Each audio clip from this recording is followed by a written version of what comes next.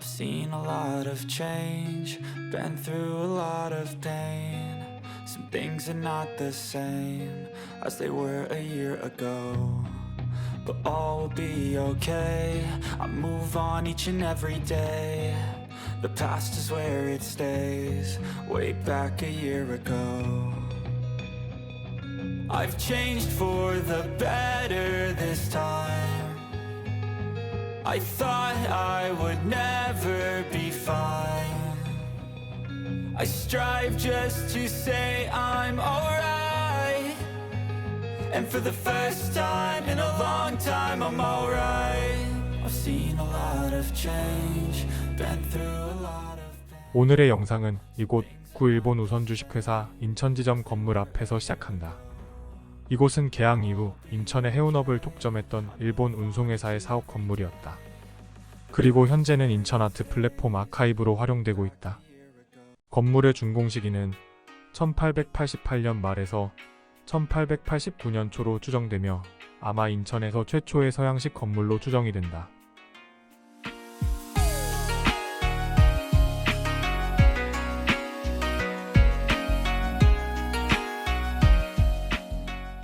일본 우선 주식회사는 일본의 3대 해운회사의 하나로 미쓰비시 상사와 함께 미쓰비시 재벌의 원료 기업이다. 영문명은 니폰 유생 가이샤이며 NYK 라인이라고도 쓰기도 한다. 국제적으로는 NYK로 알려져 있다. 고속도로를 다니며 앞에 가는 컨테이너를 보면 NYK라 쓰여진 컨테이너를 자주 보게 된다.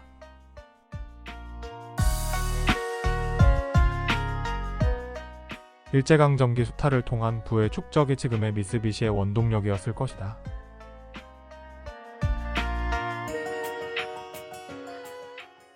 (1883년) 개항 이후 인천은 국제물자 운송의 요충지였다.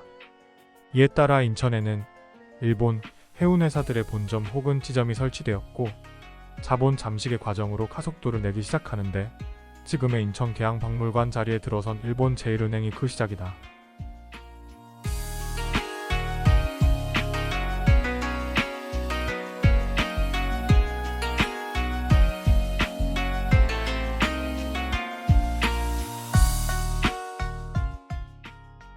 지금은 인천 계양 박물관으로 운영되고 있는 이 건물은 1883년 일본 제1은행 부산지점 인천 출장소로 시작이 되었다. 1888년 인천지점으로 승격이 되면서 본격적인 은행 업무를 시작한다.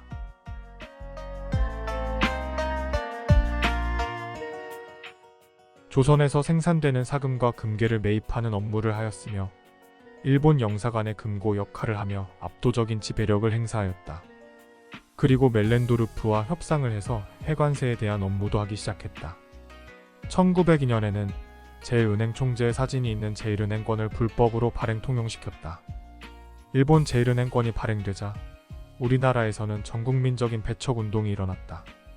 제일 먼저 인천의 상인단체인 신상협회가 제1은행권을 취급하지 않을 것을 결의했다. 그러나 무력에 의한 일제의 금융 탄압은 계속됐고 한일 합방과 함께 조선 금융에 대한 본격적인 지배는 가속화된다.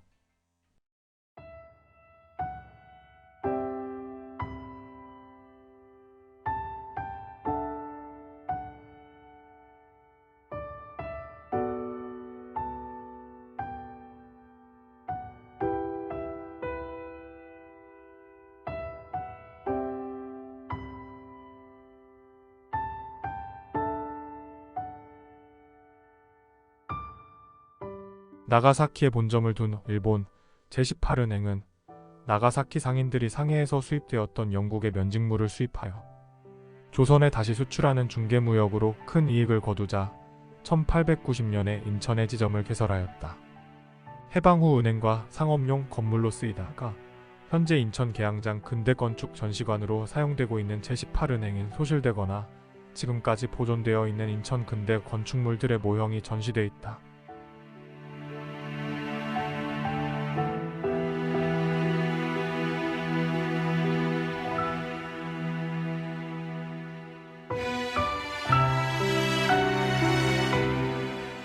옆에 나란히 있는 2층의 석조 건물은 오사카에 본점을 둔 일본 제58은행 인천지점이다. 인천전왕국에서 주조되는 대한제국의 주화를 수입하고 일본의 새 주화를 수출하기 위해 개설하였다. 출입구를 측면에 배치한 프랑스풍의 절충주의 양식으로 지어졌다.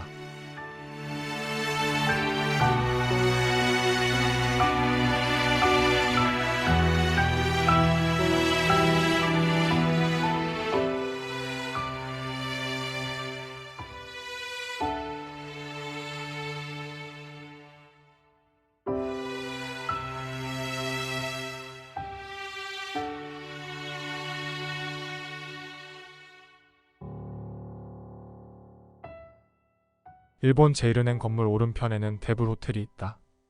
우리나라 최초의 호텔이며 1888년 일본인 호리가 세운 호텔이다. 당시는 경인선이 개통 전이라 인천에 도착한 외국인들이 하루 이상 인천에서 머물렀기 때문에 생긴 호텔이다.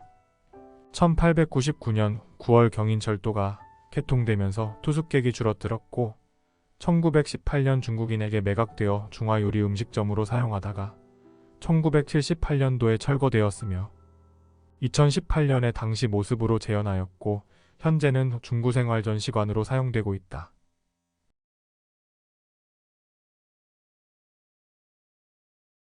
(2012년부터) 카페 파달로 운영되고 있는 대화조 사무실 건물은 인천항에서 하역업을 하던 하역회사인 대화조의 사무소 건물로 근대 일본 점포 겸용 주택 유형의 근대 건축물이다.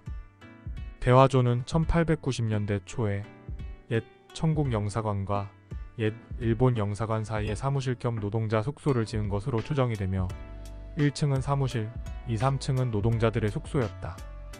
대화조 인근에는 일찌감치 해운업을 장악했던 일본 우선 주식회사 인천지점이 있었고 다른 하역회사들도 몰려 있었다고 한다. 하역 중개업소가 많은 지역이라 해서 지명조차 나카마치라 불렸다 한다. 대화조 건물은 인천항의 근대 역사와 부두 노동자들의 피땀을 증거하는 장소로 가치를 인정받아 2013년 등록문화재 567호로 지정되었다.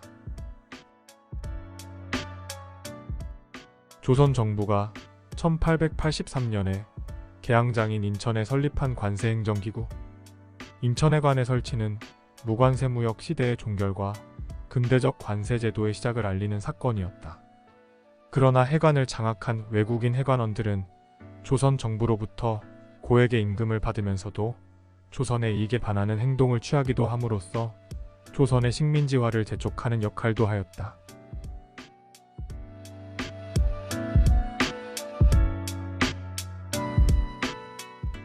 현재 신포사거리 인근 옛 국민은행 자리에 일제강점기 당시 미두치인소가 있었던 자리라고 한다. 1896년 곡식의 품질 개선과 쌀값의 표준화를 꾀한다는 명목으로 설립되어 곡물을 중개하고 거래하는 선물시장 역할을 했다. 미두장이라 불리던 미두치인소는 현재의 증권거래소 같은 역할을 했던 곳으로 조선 최초의 쌀 선물거래소다. 미두란 이름 그대로 쌀 시세를 놓고 벌이는 투기였다. 다시 말하면 3개월 단위로 미리 쌀값을 예측해서 쌀을 팔고 사는 행위였다. 돈을 미리 내는 선불매매로 이루어지는 그 거래는 그야말로 덧노인 덤불속을 걸어가야 하는 투기였다. 1만 석을 샀다가 석 달 후에 값이 폭락하면 그 차액만큼은 고스란히 손해였다. 소설 아리랑에서 미두에 대한 대목이 있어 인용을 해본다. 정재규는 오늘도 군산 본정통 가운데서도 제일 중심지인 미두장 언저리에 진을 치고 있었다. 몇 년 동안 화투놀이에 미쳐서 해마다 만석 곡식을 탕진했던 정재규는 언제부터인가 미두놀이에 빠져들게 되었다. 화투는 백석지기 노름이요 미두는 만석군 노름이다. 이 말은 군산 바닥에서 돈깨나 기세 좋게 쓸 줄 안다는 한량들 사이에서 떠도는 말이었다.